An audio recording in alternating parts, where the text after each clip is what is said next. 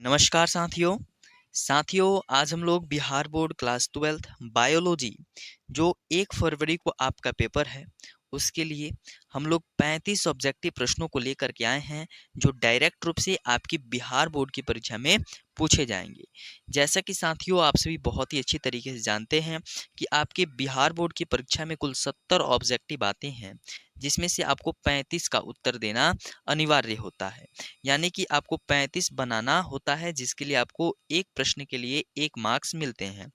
तो बहुत ही ज़्यादा प्रश्न या बहुत ही ज़्यादा प्रश्न कहने का मतलब है कि हम लगभग 35 प्रश्न जो कि बिहार बोर्ड की परीक्षा में डायरेक्ट रूप से यहाँ से भी प्रश्न आपको देखने को मिलेंगे, चर्चा करने वाले हैं। तो इस वीडियो को अपने दोस्तों के साथ अवश्य साझा कर दीजिएगा। साथियों आपकी बिहार बोर्ड की परीक्षा के लिए पहला प्रश्न है कि पराग कणों का निर्माण होता है। बताइए कि पराग कणों का निर्माण कहाँ होता है? गुरु बीजाणुधानी में, लघु बीजाणुधानी में, भ्रूणपोष में या अंडाशय में? तो पराग कणों का जो निर्माण होता है कहाँ होता है? कमेंट बॉक्स में अवश्य बताइए जल्दी जल्दी। तो पराग कणों का जो निर्माण होता है वह लघु बीजाणुधानी में होता है। Option B is the right answer. चलिए अगला प्रश्न, आशा करता हूँ आप इस प्रश्न का उत्तर काफी सही दिए होंगे। चलिए दूसरा प्रश्न है कि पराग कोश में 100 पराग कणों का निर्माण के लिए कितने अर्धसूत्री विभाजन आवश्यक है? क्या 100, 25, 200 या 50? 100 पराग कणों के निर्माण के लिए कितने अर्धसूत्री विभाजन की आवश्यक है? बताइए क्या 50 होगा, 200 होगा, 25 होगा या 100 होगा? तो डायरेक्ट कीजिए, 4 से 100 में भाग कर दीजिएगा। जितना आंसर आएगा वही आपका क्या हो जाएगा? आंसर हो जाएगा। ठीक है, तो ऑप्शन बी 25 आपका सही उत्तर है। चलिए तीसरा प्रश्न है कि टेपिटम की विशेषता नहीं है। क्या यह विकासशील परागकणों को पोषण देता है? यह लघु बीजाणुधानी की सबसे आंतरिक परत है? इसकी कोशिकाओं में एक से अधिक केंद्रक होते हैं?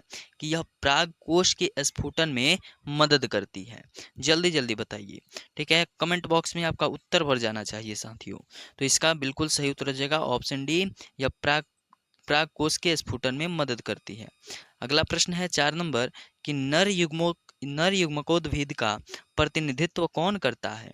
क्या परागकण, पुंकेसर, अंडप या परागकोश? बताइए नर युग्मकोद्भिद का प्रतिनिधित्व कौन करता है? तो बिल्कुल सही, परागकण करते हैं। Option A is the right answer. बिल्कुल जल्दी जल्दी साथियों हम 35 प्रश्नों को करेंगे। चलिए पांचवा प्रश्न है कि कायिक प्रवर्धन में क्या संभव है?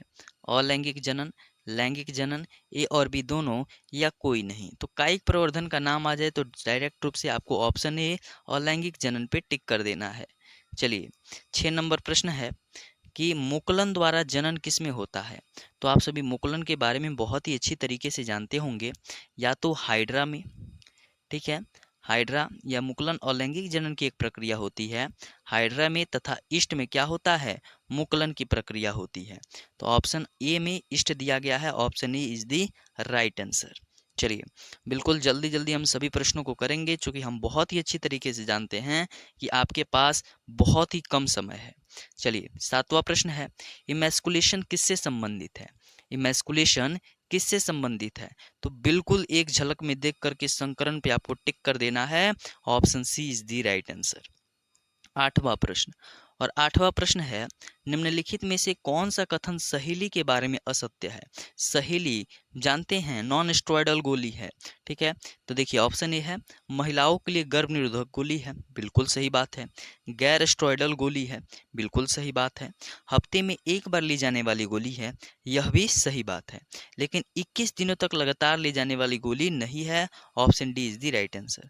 साथियों परीक्षा में आप लोग यहाँ पे अंत में सत्य की असत्य, यहाँ पे पूछा गया है कि सहेली के बारे में असत्य है, तो यानी 21 दिनों तक लगातार ली जाने वाली गोली नहीं है। तो option D is the right answer. चलिए 9 नंबर प्रश्न है कि मानव में निषेचन होता है कहाँ? गर्भाशय में, योनि में, अंडाशय में या फिलिपियन नलिका में? योनि में होता है? नहीं नहीं, बिल्कुल गलत है। फिलोपियन नलिका में। कहाँ पे? फिलोपियन नलिका में। Option D is the right answer. बिल्कुल आपको परीक्षा में गलत प्रश्न का मतलब गलत उत्तर नहीं देना है प्रश्नों का। चलिए 10 नंबर प्रश्न है कि वायरस जनित रोग क्या है? क्या मलेरिया है, इन्फ्लुएंजा है, डिप्थीरिया है या सिफिलिस है? बताइए वायरस जनित रोग क्या है? तो डायरेक्ट रूप से आपको option B is the right answer, influenza. अगला प्रश्न, 11 नंबर प्रश्न है, चेचक किसके कारण होता है? चेचक नाम का जौन बीमारी बा वो कौना के कारण होला? का विषाणु, जीवाणु, कवक या मच्छर? तो चेचक विषाणु के कारण होता है, option A is the right answer. अगला 12 नंबर प्रश्न है कि आनुवांशिक कूटों में कूटों की संख्या कितनी होती है? कोडोनों की संख्या कितनी होती है? तो ये तो सब गधवा को याद होगा, सब बालक को याद होगा, 64 होती है। कितनी होती है आनुवांशिक कूट में कूटों की संख्या? 64 होती है। चलिए अगला 13 नंबर प्रश्न है, 13 नंबर प्रश्न है कि न्यूक्लिक अम्ल किस एंजाइम द्वारा खंडित होता है? न्यूक्लिक एसिड कौना एंजाइम द्वारा खंडित होला? पॉलीमरेज, न्यूक्लिएज, प्रोटीन की लाइगेज? तो जो न्यूक्लिक अम्ल होता है ना, वह न्यूक्लिएज के द्वारा क्या होता है? खंडित होता है। Option B is the right answer. चलिए अब अगले प्रश्न की तरफ बढ़ते हैं, और आपकी बिहार बोर्ड की परीक्षा के लिए काफ़ी महत्वपूर्ण प्रश्न है कि इनमें से कौन प्रोटोजोआ जनित रोग है?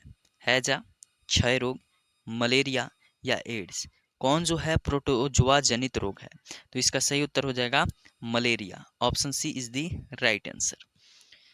15 नंबर प्रश्न, अधिक अल्कोहल लेने से शरीर का कौन सा अंग सबसे ज्यादा प्रभावित होता है? अधिक अल्कोहल यानी दारू पीने से शरीर का कौन सा अंग सबसे ज्यादा प्रभावित होता है? सोच समझ करके इसका उत्तर दीजिएगा, कमेंट बॉक्स में जरूर लिख दीजिएगा कि फेफड़ा, यकृत, स्प्लीन या आमाशय। काफी लोग फेफड़ा को टिक करेंगे, ठीक है, लेकिन होता नहीं है, लीवर खराब होता है। लीवर को हिंदी नाम क्या होता है? यकृत होता है। तो आपका ऑप्शन बी यकृत इज दी राइट आंसर, ठीक है। चलिए 16 नंबर प्रश्न है कि निम्न में से कौन यौन संचरित रोग है? टाइफाइड नहीं, हैजा नहीं, मलेरिया बिल्कुल नहीं, सिफिलिस, हाँ सिफिलिस जो है ना वो यौन संचरित रोग है। Option D is the right answer. याद कर लीजिए साथियों इन सभी प्रश्नों को, यहाँ से आपकी बिहार बोर्ड की परीक्षा में प्रश्न अवश्य देखने को मिलेंगे। 17 नंबर प्रश्न, एक कीड़ना है, क्या योजक कड़ी है, अवशोषी अंग है, विलुप्त कड़ी है या इनमें से कोई नहीं? तो एकिडना क्या है? योजक कड़ी है। अगला 18 नंबर प्रश्न कि मनुष्य में प्लाज्मोडियम की संक्रमण अवस्था क्या होती है? स्पोरोजोइट, मीरोजोइट, क्रिप्टोजोइट या इनमें से कोई नहीं? बताइए। तो स्पोरोजोइट इसका सही उत्तर हो जाएगा। प्लाज्मोडियम की संक्रमण अवस्था स्पोरोजोइट होती है। 19 नंबर प्रश्न है कि रेट्रो विषाणु निम्नांकित में से किस बीमारी का रोगजनक है? सिफिलिस, एड्स, फाइलेरिया या इनमें से कोई नहीं? बताइए। तो रेट्रो विषाणु जो होता है ना वह एड्स का कारक है। Option B is the right answer. चलिए कमेंट बॉक्स भर जाना चाहिए साथियों, ठीक है। 20 नंबर प्रश्न, पक्षियों तथा तितली का डायना कैसा अंग है? समजात अंग, असमजात अंग, अवशोषी अंग या इनमें से कोई नहीं? पक्षियों तथा जो तितली का डायना होता है ना वह असमजात अंग का उदाहरण है। Option B is the right answer. 21 नंबर प्रश्न कि निम्नलिखित में से कौन कैंसर कोशिकाएं हैं? प्लाज्मा कोशिका, हेला कोशिका, मेमोरी कोशिका या टी कोशिका? बताइए। तो कैंसर का नाम सुनते ही ओंकोजीन भी आपके दिमाग में, क्योंकि कैंसर का अध्ययन ओंकोजीन कहलाता है और यह हेला कोशिकाओं के खराब हो जाने के कारण होता है। Option B is the right answer, यानी कि कैंसर कोशिका कौन है? हेला कोशिका। 22 नंबर प्रश्न, एंटीबॉडी जो हमारे शरीर में है वह क्या है? एस्ट्रॉयड, लिपोप्रोटीन, ग्लाइकोप्रोटीन या इनमें से सभी? बताइए। एंटीबॉडी जो है हमारे शरीर में है वह क्या है? तो वह ग्लाइकोप्रोटीन है। कहा है भैया? Glycoprotein. Option C is the right answer. 23 नंबर और काफी महत्वपूर्ण प्रश्न है साथियों कि सर्वप्रथम निर्मित परजीवी गाय का नाम क्या है? डेजी बिल्कुल गलत, इमेज नहीं, डोली बिल्कुल नहीं, रोजी, हाँ रोजी का नाम सुने होंगे आप लोग। यह सर्वप्रथम निर्मित परजीवी गाय है। Option D is the right answer. अगला प्रश्न कि बैसिलस थुरिनजेनेसिस द्वारा स्रावित 20 प्रोटीन इनमें से कौन है? इंसुलिन, ट्यूबलिन, क्राइप्रोटीन, इनमें से सभी? बताइए। 24 नंबर प्रश्न का आंसर क्या होगा कि बैसिलस थुरिनजेनेसिस द्वारा स्रावित 20 प्रोटीन इनमें से कौन है? जल्दी कमेंट बॉक्स में बताइए। हाँ बिल्कुल सही, option C is the right answer, cry protein, ठीक है, क्राइप्रोटीन। 25 नंबर प्रश्न कि ओपेरॉन मॉडल क्या प्रदर्शित करता है भैया? ओपेरॉन मॉडल क्या प्रदर्शित करता है?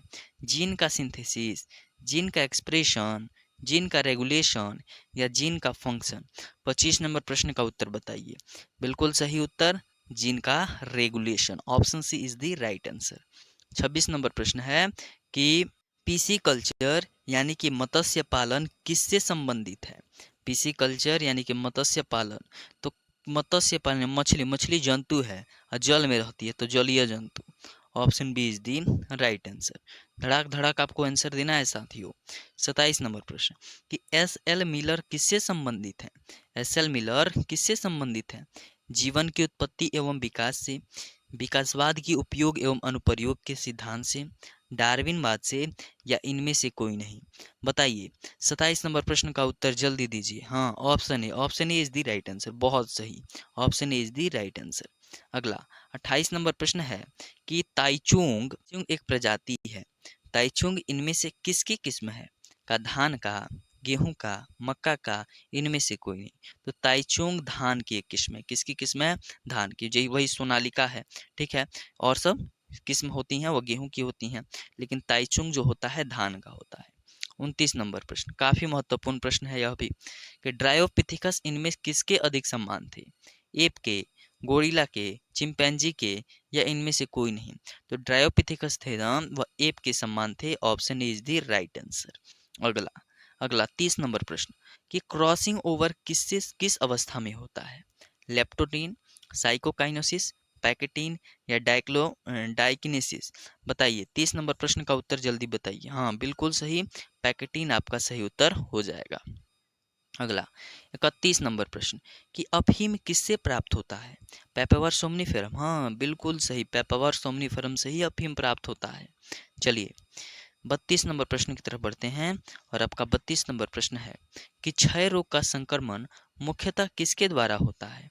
हवा के द्वारा, जल के द्वारा, कीट के द्वारा या संपर्क द्वारा? 32 नंबर प्रश्न का उत्तर जल्दी बताइए। तो क्षय रोग का संक्रमण हवा के द्वारा होता है। Option A is the right answer. 33 number प्रश्न है कि 20 लिम्फोसाइट का निर्माण कहाँ होता है?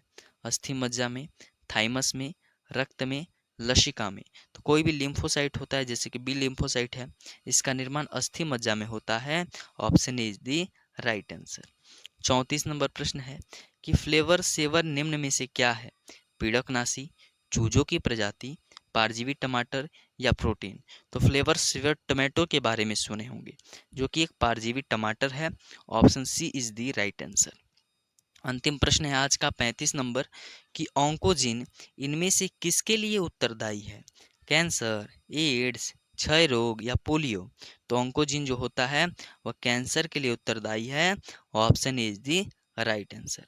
साथियों, लगभग 13 मिनट का यह वीडियो हुआ है और 13 मिनट के वीडियो में हम लगभग 35 प्रश्नों को करा दिए हैं, जहां से आपका एक तरफ से रिवीजन भी हो गया और यह सभी प्रश्न आप अगर याद कर लेते हैं तो यहाँ से आपकी बोर्ड परीक्षा में भी प्रश्न देखने को मिलेंगे। अगर वीडियो अच्छी लगी हो तो अपने दोस्तों के साथ अवश्य साझा करें। बहुत बहुत धन्यवाद। मिलते हैं अगले वीडियो में।